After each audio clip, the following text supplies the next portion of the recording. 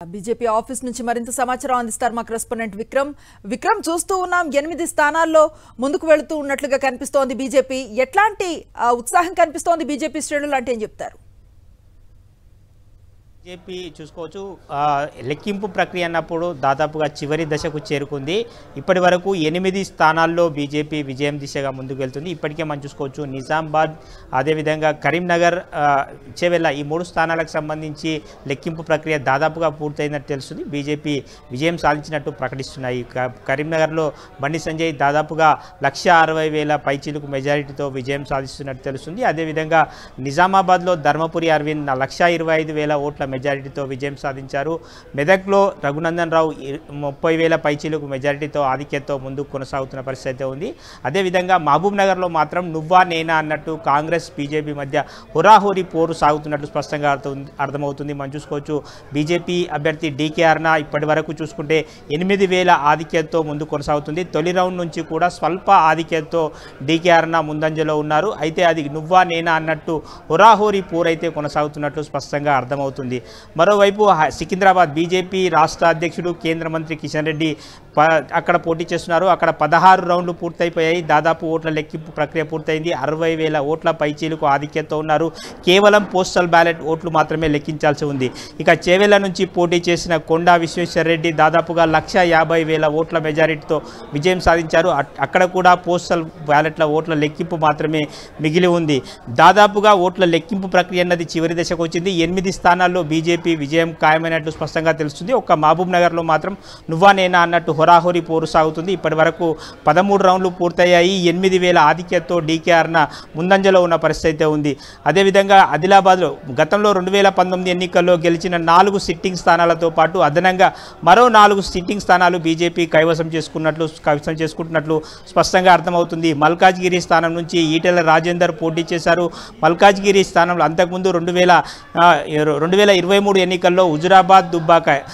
హుజురాబాద్ గజ్వేల్ 2 స్థానాల నుంచి పోటీ చేసిన ఈటెల రాజేందర్ అక్కడ ఎమ్మెల్యేగా 2 చోట్ల కూడా పరాజయం పాలవడం జరిగింది ఆ తర్వాత మల్కాజ్గిరి స్థానం నుంచి ఇప్పుడు పోటీ చేసి దాదాపుగా 2.5 లక్షల ఓట్ల పైచీలకు మెజారిటీతో ఆధిక్యతతో ముందంజలో ఉన్న పరిస్థితి ఉంది మొత్తంగా మల్కాజ్గిరి సీట్ను ఒక లక్ సీట్గా చెప్పుకోవచ్చు ఎందుకంటే 2018 ఎన్నికల్లో కొడంగల్లో ఓడిపోయిన రేవంత్ రెడ్డి మల్కాజ్గిరిలోనే మళ్ళీ పోటీ చేశారు 2019 ఎన్నికల్లో పోటీ చేసి అక్కడ ఎంపీగా గెలుపొందడం జరిగింది అదే తరహాలో గత అసెంబ్లీ ఎన్నికల్లో ఓడిపోయిన ఈటెల రాజేందర్ మళ్ళీ మల్కాజ్గిరి సీట్ని ఎంచుకొని అక్కడ నుంచి ఎంపీగా దాదాపు 2.5 లక్షల ఓట్ల మెజారిటీతో ముందంజలో ఉన్న పరిస్థితి ఉంది అక్కడ దాదాపుగా ఈటెల రాజేందర్ విజయం దాదాపుగా ఖాయమైపోయినట్టు స్పష్టంగా అర్థమవుతుంది మొత్తంగా బీజేపీ ముందుగానే వ్యూహాత్మకంగా తెలంగాణలో ముందుగానే అభ్యర్థులను ప్రకటించడంతో కొంత బీజేపీకి కొంత ప్లస్ అయినట్లు స్పష్టంగా అర్థమవుతుంది అదేవిధంగా కొంచెం సీట్లు పెంచుకోవడానికి కూడా అభ్యర్థులను ముందుగా ప్రకటించడం ప్రచారంలో ముందుగా వెళ్ళడం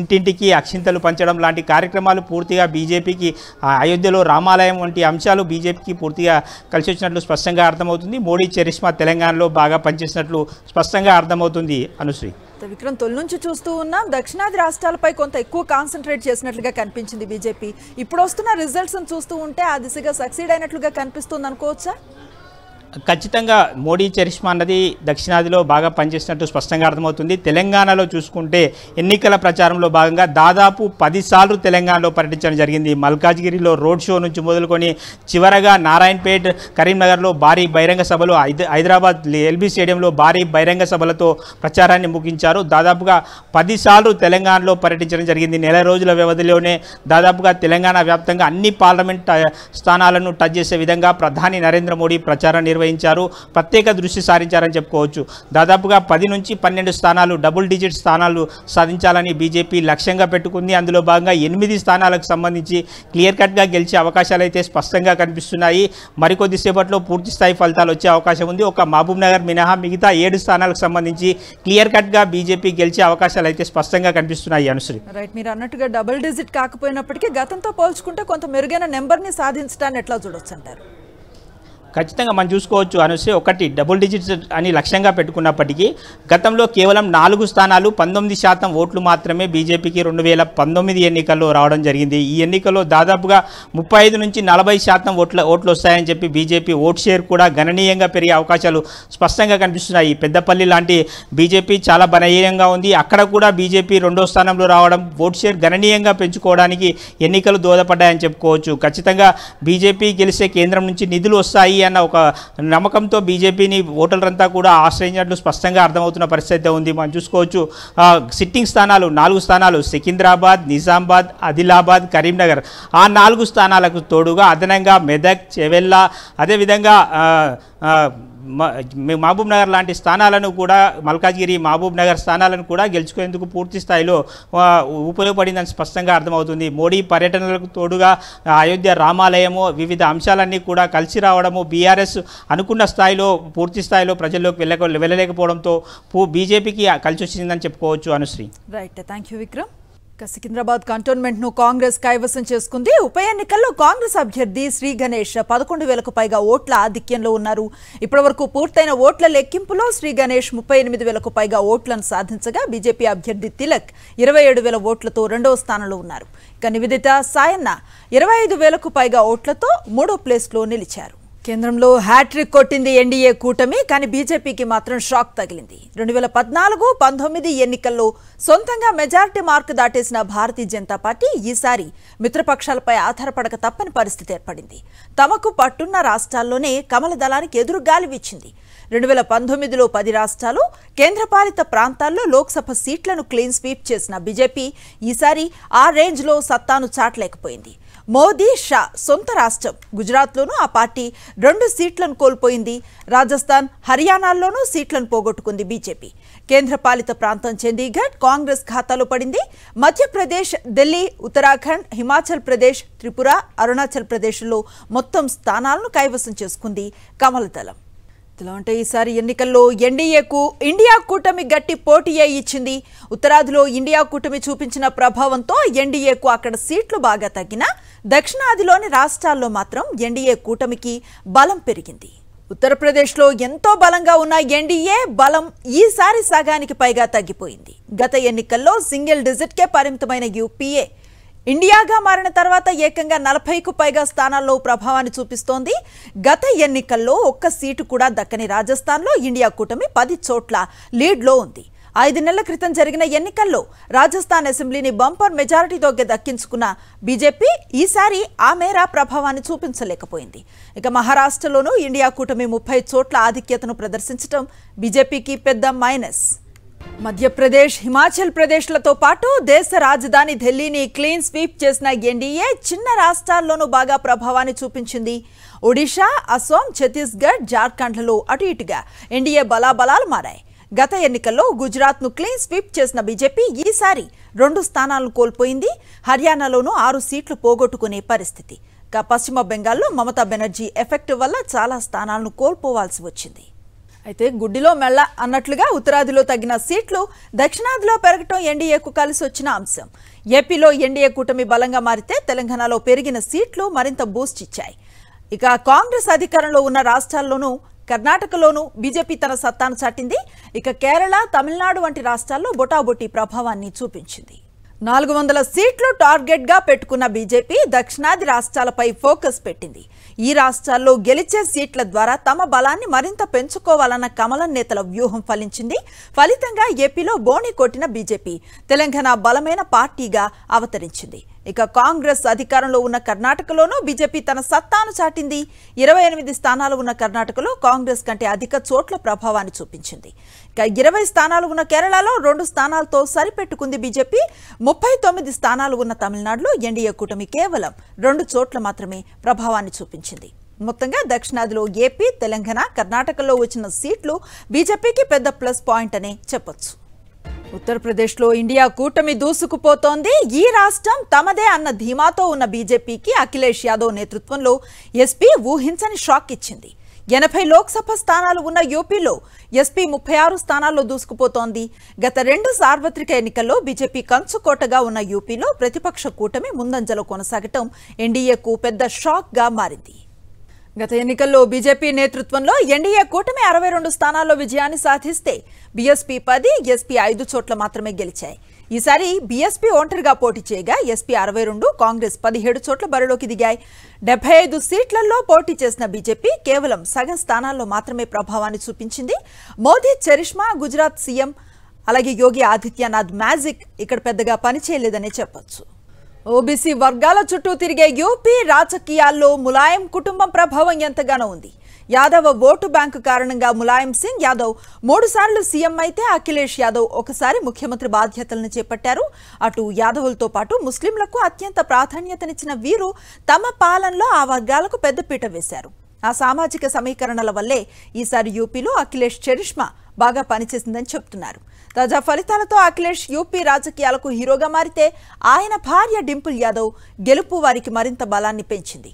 దీంతో ఆ రాష్ట్రంలో ములాయం కుటుంబం మళ్లీ పుంజుకుందనే చర్చ సాగుతోంది. పశ్చిమ బెంగాల్లో దీదీ దంచి కొట్టింది. ఒంటి చేత్తో బీజేపీ దూకుడుకు కళ్లెం వేసింది. లోక్సభ ఎన్నికల్లో 30 స్థానాలతో విజయ దుందుబిని మోగించింది.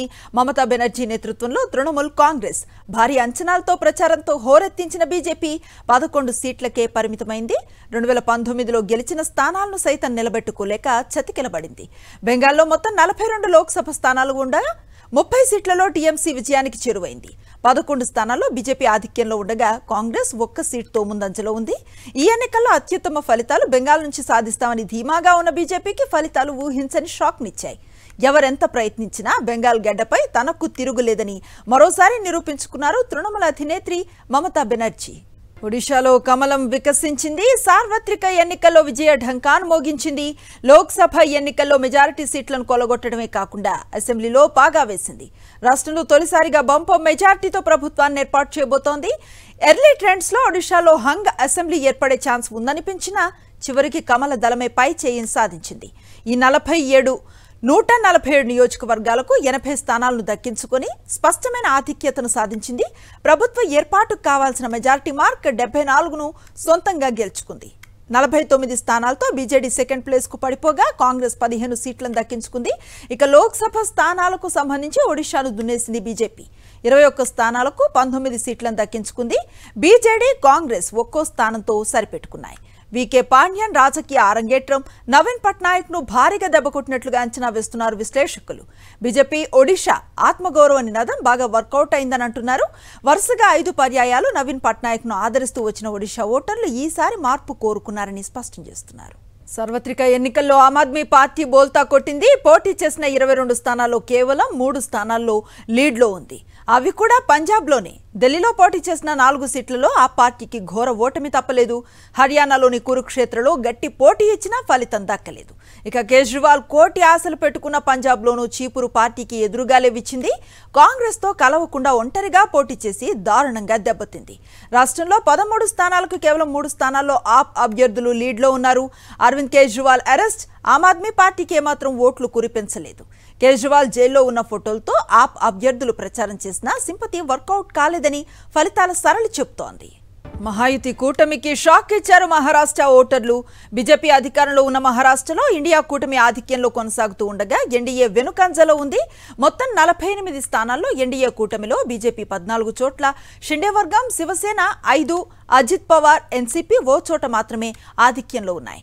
ఇక్కడ Congress 10, Uddhav Thackeray Shiv Sena party 11, Sharad Pawar NCP SP 6 స్థానాల్లో లీడ్లో ఉన్నాయి.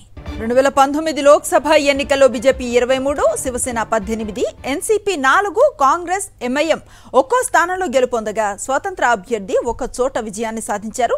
గత 2 ఏళ్లలో ఎన్సీపీ, శివసేన పార్టీలు చీలిపోయి ఆ 2 వర్గాలు ఎన్డీఏలో చేరిపోవడంతో మహారాష్ట్ర రాజకీయాలు రసవత్తరంగా మారాయి. ఈ పార్టీలో 2 వర్గాలు 2 కూటముల్లో చేరి ఈ ఎన్నికల్లో పోటీ పడ్డాయి. 2 పార్టీల్లో చీలిక విషయంలో బీజేపీ అనుసరించిన వైఖరితో పాటు మరాఠా రిజర్వేషన్ల అంశం కమలం పార్టీకి నెగిటివ్గా మారిందని చెప్పొచ్చు. దీనికి తోడు అజిత్ పవార్ తిరుగుబాటులో బలహీనంగా మారిన శరద్ పవార్ ఎన్సీపీకి ఈ ఎన్నికలు బూస్టింగ్గా మారాయి. సింపతి వర్కౌట్ కావడంతో అజిత్ పవార్ పార్టీ కేవలం ఒకే స్థానంలో ముందంజలో ఉంది. దీనికి తోడు బారామతిలో అజిత్ భార్య సునేత్రపై పోటీ చేసిన శరద్ పవార్ కుమార్తె సుప్రియా సూలే ఆధిక్యంలో కొనసాగటం ఆయన పార్టీకి బలాన్నిచ్చే అంశంగా మారింది. బీహార్ సీఎం నితీష్ కుమార్ కారణంగా అధికారానికి దూరమైన ఆర్జేడీకి లోక్సభ ఎన్నికల్లోనూ కోలుకోలేని దెబ్బ తగిలింది. రాష్ట్రంలో మొత్తం 40 స్థానాల్లో అత్యధిక స్థానాల్లో ఎన్డీఏ కూటమి దూసుకుపోతోంది. సీఎం నితీష్ కుమార్ నేతృత్వంలో జేడీయూ 15 సీట్లలో, బీజేపీ 13 చోట్ల, లోక్ జనశక్తి 5 చోట్ల లీడ్లో ఉన్నాయి. ఇక ఇండియా కూటమిలో ఆర్జేడీ 3, సిపిఐఎంఎల్ 2, కాంగ్రెస్ 1 చోట ఆధిక్యంలో కొనసాగుతున్నాయి. ఇండియా కూటమి నుంచి బయటకు వచ్చి మరోసారి ఎన్డీఏ పంచన చేరిన నితీష్ కుమార్ వల్ల ఆర్జేడీ నేత తేజస్వి యాదవ్ ఘోరంగా దెబ్బతిన్నారు. ఈసారి ఎన్నికల్లో మెజార్టీ సీట్లు సాధించి అటు నితీష్తో పాటు ఎన్డీఏ కూటమికి షాక్ ఇవ్వాలని విశ్వ ప్రయత్నాలను చేశారు. కానీ మోదీ చరిష్మా, నితీష్ రాజకీయ చాణక్యం ముందు అవేవీ పనిచేయలేదు. ఫలితంగా ఈ ఎన్నికల్లో ఆర్జేడీ అనుకున్న స్థాయిలో ఫలితాలను సాధించలేకపోయింది. అయితే తన కుమారులు తేజ్ ప్రతాప్ యాదవ్, తేజస్వి యాదవ్ను బీహార్ రాజకీయాల్లో నిలబెట్టడంలో సక్సెస్ అయిన లాలూ ప్రసాద్ యాదవ్ ఈసారి 2 కూతుళ్లను కూడా ఎన్నికల బరిలోకి దింపారు. పాటలీపుత్ర నుంచి రంగంలోకి దిగిన లాలూ కుమార్తె మీసా భారతీయ ఆధిక్యంలో కొనసాగుతున్న సరన్లో పోటీ చేస్తున్న చిన్న కుమార్తె రోహిణి ఆచార్య మాత్రం వెనుకంజలో ఉన్నారు.